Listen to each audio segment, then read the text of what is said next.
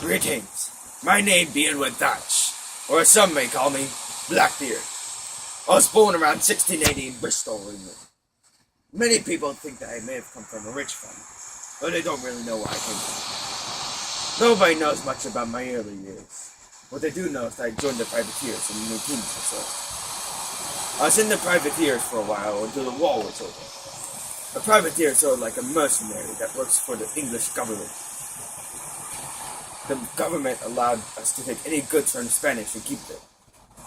When the war was over, I was an experienced sea robber, so I joined pirating.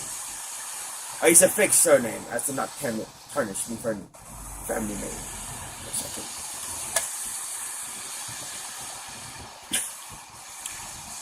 I camped out on the inhabited island of New Providence, which is used as a base of operation for Henry Jennings and his crew.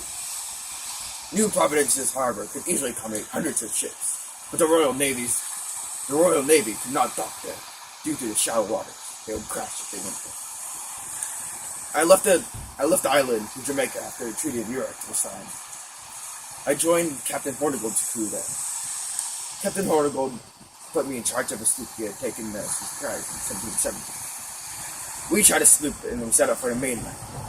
Together, we captured a boat carrying 120 barrels of flour out of Havana, and shortly after that, 100 barrels of wine from the sloop in Bermuda. By then, it was hard for me and me quartermaster to control me too. I later encountered the famous Steed Body, the gentleman pirate. Steed's crew was dissatisfied with his leadership, so under his command, he put me in charge of his ship. Now the band was 3 sloops. By October, we had captured another small ship. Because Hornigold was a former British privateer, he only captured old enemies. Because of this, they were not getting enough supplies to keep the crew happy. By the end of the year, Hornigold was demoted. Shortly after this event, Captain Hornigold accepted his pardon from the English government and retired from his pirating. He took 2 sloops on his journey back home, and we never saw each other again. On the 28th of November, me and the 2 ships attacked the French Hership vessel near the coast of St. Vincent. We fired 2 of our broadside cannons and killed several of his crew, forcing the captain to surrender. The ship was a large French Guineaman vessel carrying cargo slaves. We took over the ship and later constructed it for our own use. I immediately renamed the ship the Queen Anne's Revenge and loaded her with 40 guns. Later, in November, I attacked the Great Island. This fight took quite a bit of time to finish, but in the end, they surrendered in the high water. I ordered them to move closer to the shore. I disembarked all of the crew, stole all the cargo, and burned the ship. Every time I sunk a ship, I would tell a man named Costock. I understood the value of appearances in battle, and people usually surrendered at sight when they saw me. I was tall, had broad shoulders, dressed in dark clothing, wore a tricone hat, knee-length boots, a sling over my shoulder, with 3 braces, and put burning fuses in my hat to make a cloud of smoke over my head. Even though I was scary, I was never harmed or killed any of my prisoners. My appearance worked so well that I hadn't needed to kill a single man during the final battle.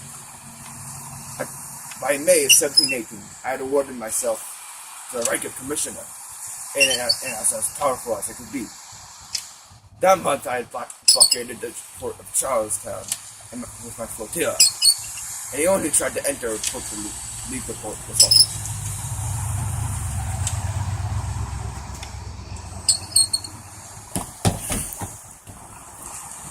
The port had no guard boat, so we captured the pilot boat first. In the time that we were there, we had ransacked about 9 vessels.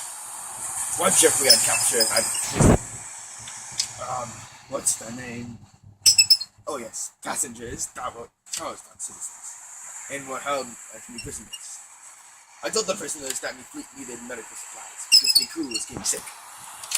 I told the people to say that if we didn't get the supplies, all the prisoners would be executed. The governor agreed to me commands and gathered all the medicines as fast as he could. I sent 2 pirates and Mr. Mox to go collect the supplies. A little bit after, I moved my fleet and captured ships. And all of the captured ships, 5 or 6 leagues away from that.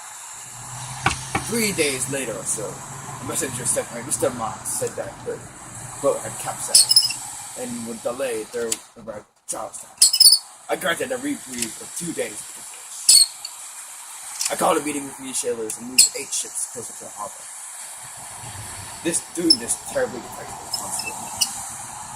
Marx finally returned to the fleet and explained to me what happened in his loaded time of the weather supplies. On his arrival, he had presented me demands to the governor, and medical supplies had been quickly gathered by him. But the 2 pirates who escorted him were hard to find. They were found drinking with their friends, and finally found drunk. I kept me sight of the Darwin, and freed all my prisoners in the ships. While I was at Charlestown, I got word that Woodes Rogers had left England with several men of war, which are giant warships propelled by sails, to purge the Caribbean of pirates. We sailed to the topsail inlet, where I intentionally hit a sandbar. And after that, we first mate Israel Times careened the Invention. Both of these ships were damaged beyond repair. Around this time, I had learned about the royal pardon and confided in Bonnet my willingness to take it.